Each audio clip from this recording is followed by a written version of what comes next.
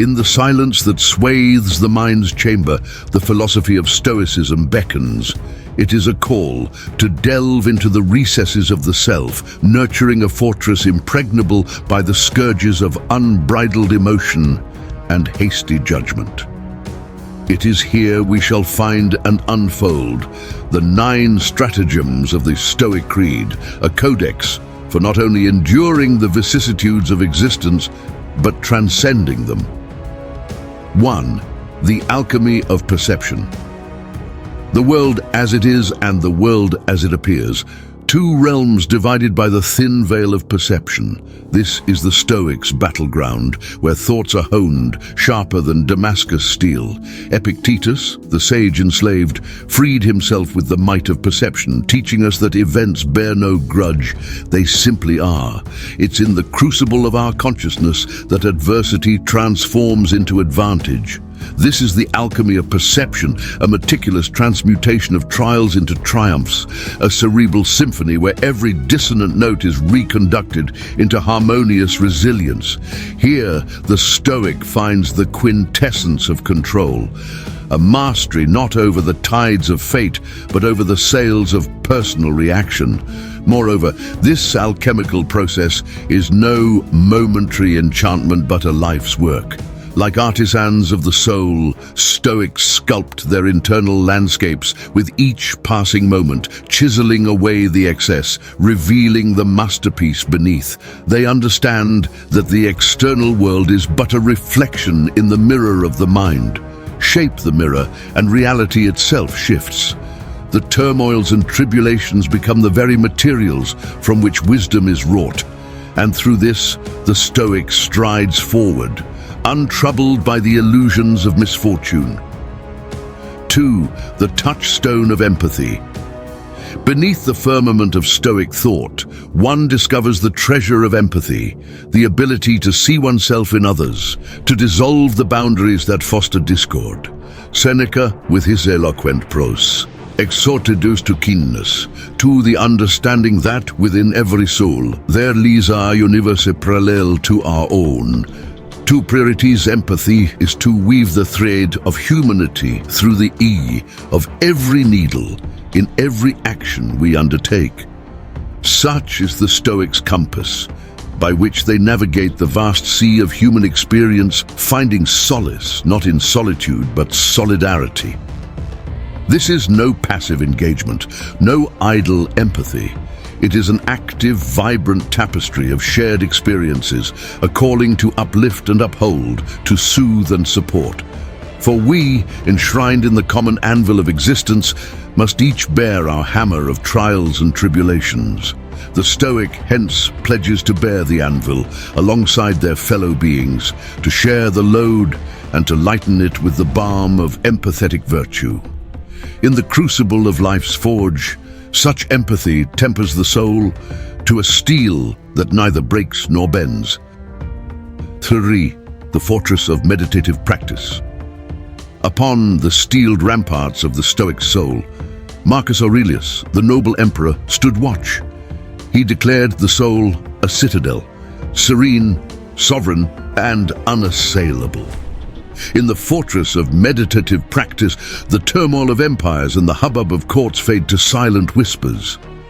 Here, in the sanctum of introspection, the Stoic neither hides from the world nor shuns it, but instead finds within themselves a reservoir of tranquility, deep and still.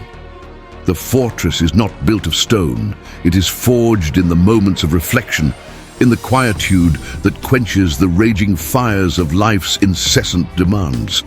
Such meditative discipline is not an act of retreat, but a form of engagement. Within themselves, the Stoic explores, map in hand, charting the unknown territories of their inner cosmos. Moments of reflection are not mere pauses, but vibrant encounters with truth, insights gleaned from the stillness that speak louder than any cacophony. And as the fortress of the soul grows impregnable, the Stoic emerges, calmer in crisis, wiser in decision, and kinder in victory. 4. The dance of dichotomy. In the dance of dichotomy, the Stoic finds rhythm. Epictetus, who knew the shackles of slavery and the freedom of thought, taught the world that some strings of life are ours to pull, while others are not. In this understanding, there is liberation. The Stoic moves through life with this awareness as their compass, guiding their steps to the music of what can be changed and what must be endured. This dance is one of balance and poise, a choreography that demands mindfulness of each step, each breath, each beat of the heart. The Stoic, therefore, does not lament the unplayable notes, but delights in the music they can create. In every situation, they prioritize their agency and serenely accept the external as the backdrop to their lifelong performance. With grace, they invite each challenge to become not a misstep, but an opportunity for a new cadence, a new movement toward virtue. Thus, one finds the secret to Stoic grace, not in stillness, but in motion, not in the absence of hardship, but in the harmonious embrace of it. 5. The canvas of creativity. Upon the grand canvas of existence, the Stoic wields creativity with the deftness of a master painter. Seneca, the tragedian of fate, knew that the excellence of life lay in its expression, not its duration. The creativity of the Stoic is not found in the medium or the flourish, but in the intention, the deliberate and artful strokes that define a life of meaning. Each moment of existence offers a new space upon the canvas, a chance to contribute a unique imprint that speaks of individuality and intent. Life's meaning, therefore, is not pre-drawn, but an oeuvre in progress, a collaborative fresco, where each contributes to the collective majesty.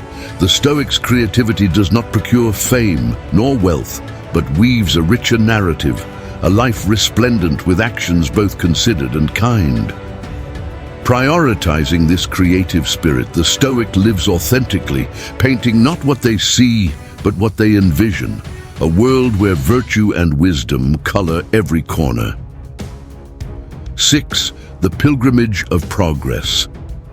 The pilgrimage of the Stoic wends through the wilderness of being, seeking no shrine but the betterment of the self. Musonius Rufus, that most pragmatic of philosophers, preached that it is in the manner of our endurance that we reveal ourselves. Progress for the Stoic is not a destination reached, but a journey cherished. Each step along this pilgrimage, each endeavor undertaken, shapes the soul, sculpts the identity, and hones the persona into its most venerable form. By its nature, this journey is infinitu. There is no finality in wisdom, no terminal in virtue, and so this pilgrimage is traveled with joy. For there is delight in the prospect of perpetual growth. The Stoic sees every stumble as a step, every fall as a rise, every end as a new beginning. On this path, progress is the constant companion, encouraging every forward motion, every intent to persevere, ensuring the Stoic spirit burns eternal and ablaze. 7. The anchor of authenticity. In the churning seas of existence, authenticity is the Stoic's anchor. Epictetus reminded us with the clarity of a polished lens that the essence of philosophy is not in espousing values, but embodying them. To live with authenticity is to reject the masks that society proffers, to spurn the shadows of false personae. A Stoic prizes authenticity above all else because it is in genuine actions and honest words that the soul's metal is proven. A currency more valuable than gold, a treasure beyond the siren call of duplicity. This call to authenticity is a clarion one, resounding not only within the self, but reverberating through the world.